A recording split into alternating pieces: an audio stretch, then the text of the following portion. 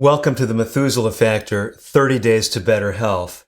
Today we're doing what we call a program overview. We're going to give you some of the reasons why you want to stick with this journey, the decision that you've made, and also just kind of remind you of why you're here in the first place. It's likely you're here today because you read the book, The Methuselah Factor, or at least heard about it. And if you're like most people, the connections between the Methuselah Factor, which is my synonym for blood fluidity, and disease, this really connected with you. I'm turning in the book to figure 1 just to recap what a lot of folks have told me is really impressive to them as they learn about improving their blood fluidity. Medical science has shown that if you can get your blood fluidity to be better, you decrease your risk of things like heart attack and stroke. But it's not just killer vascular diseases like those that we're talking about. You also decrease your risk of losing your vision as you get older. You improve your ability to think clearly. You decrease your risk of dementia. And then you decrease your risk of other diseases like high blood pressure, diabetes, and even cancer. What really gets exciting is if you're having trouble losing weight, the Methuselah Factor, improving your blood fluidity, can help you in that regard as well.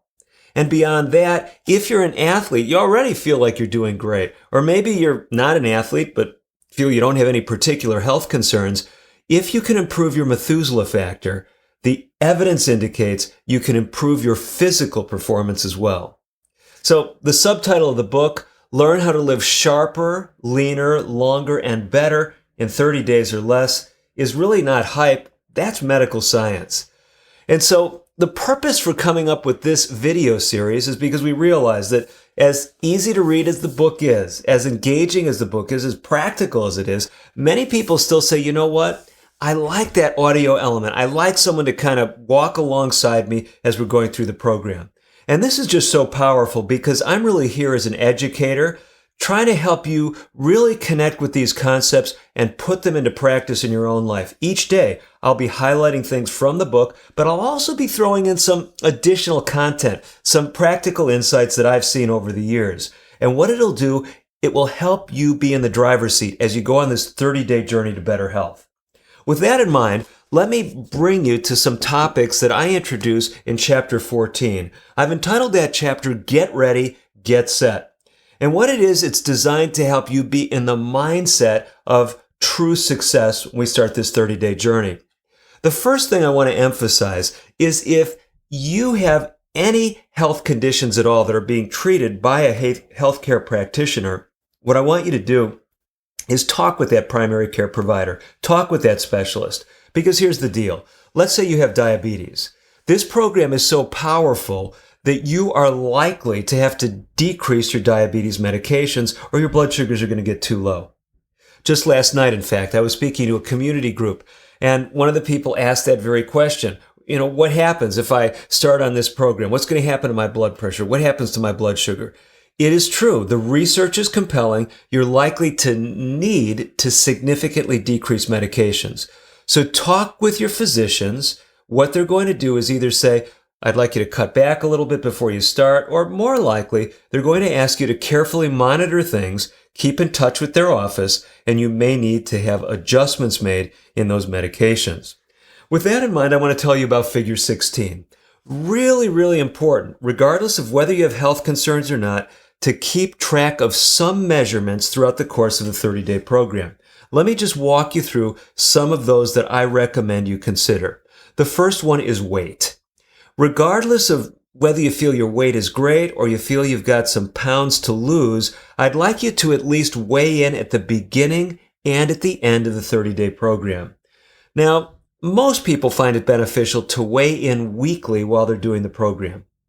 For many years, I've worked in residential lifestyle change programs, and we see people, they can lose 4 to 5% of their body weight over a couple of weeks. You do the math, 200-pound person, they might lose 8, 10 pounds over the course of that program. Here's what I'm getting at. If you're not tracking your weight during the course of this program, you're going to miss one of the indicators of how you're improving your health. And the ironic thing is if you're underweight and you're starting to apply these principles, you may actually find that you're able to gain weight that you weren't able to gain in the past. The next column we have is fasting blood sugar.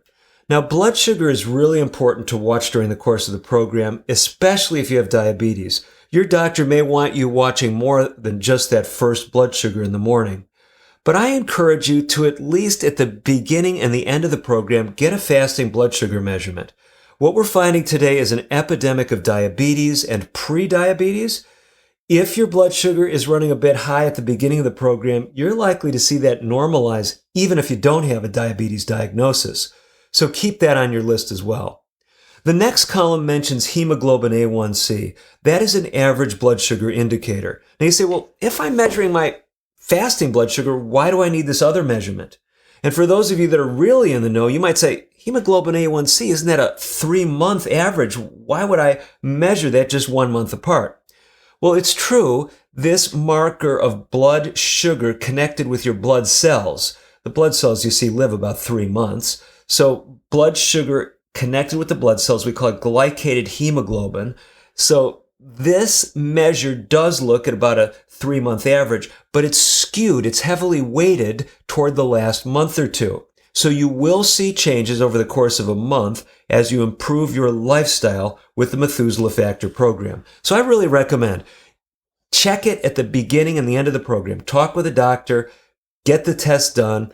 Some clinics do free finger stick hemoglobin A1Cs. I was just speaking at a Native American conference, and one of the screening tests that they offered in the context of that event was a free hemoglobin A1C screen. Have that done at the beginning and at the end of the program, and that will also give you an indicator of your progress. Then I've got a column for blood pressure. Now, if you've got high blood pressure and you are on medications, it's likely that your doctor will be wanting you to check that blood pressure frequently throughout the program, maybe several times a day. And the reason why is, like I said, you may need to make changes in your blood pressure medications.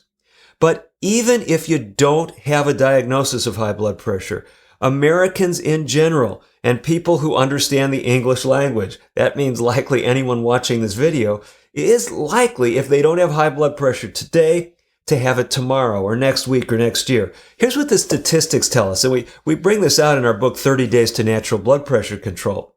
It's that once we get into our 60s in America, our age is roughly the percentage of the population that have high blood pressure.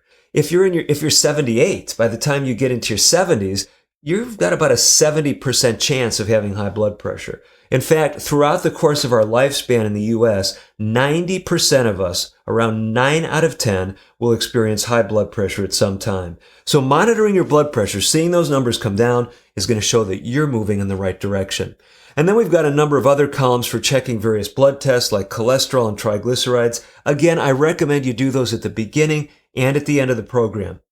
You say, why is all this so important? It's so important to give you some reinforcement at the end of the 30-day program that what you've done has been powerful. Not only are you going to be feeling better likely, not only will you notice improvements in physical performance, but you're going to see a number of your numbers moving in the right direction.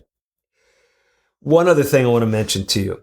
Figure 15 in the book gives you an overview for where we're going in each of the next 30 days. Each day, I'm going to give you a different challenge. I'll walk you through those challenges. You'll set an individual goal, and then you'll stick with those changes throughout the 30 days. The Methuselah Factor. It is a program to help you have better health, to help you live sharper, leaner, longer, and better, all in 30 days or less. I'm Dr. David DeRose. I'm glad you are with me on this journey. We are in for a great time together.